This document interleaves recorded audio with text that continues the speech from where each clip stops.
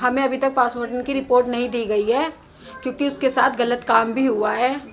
मैं बस यही चाहती हूँ वो सच्चाई आए, वो रिपोर्ट मिले हमें, सच्ची रिपोर्ट मिले हमें। गलत काम क्या है? गलत काम, उसके कपड़े उतार के उसके साथ गलत हरकतें करी गई है, गलत चीज करी गई है। आप समझ जाओ, मैं खुल के नहीं बोल सकती।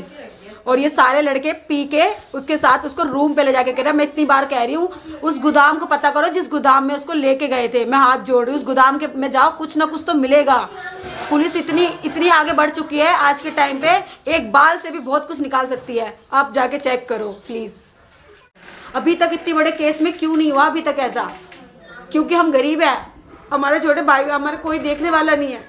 प्लीज मैं हाथ जोड़ती हूँ, मुझे इंसाफ चाहिए प्लीज।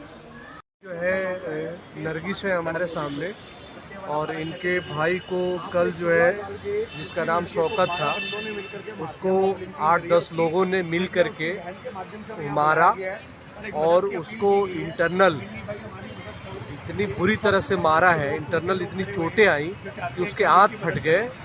और इस टाइम उसके फटने की वजह से जो है ब्लीडिंग इतनी हुई अंदर कि वो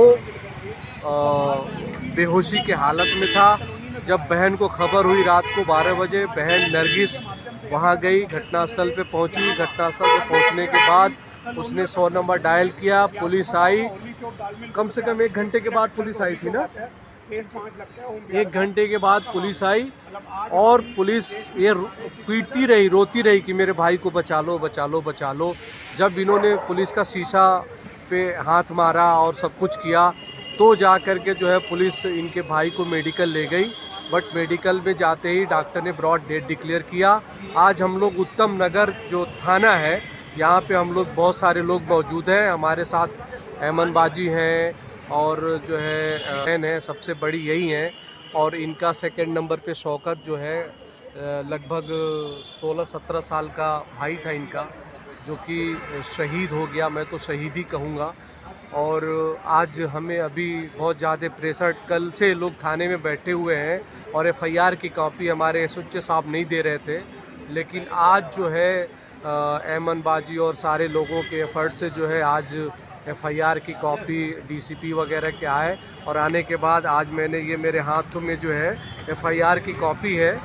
और एफआईआर की कॉपी में जो है सेक्शन जो धारा लगा है वो ऐसे भी बोल दे रहा है, जो धारा लगा है वो 302 और 34 आईपीसी है।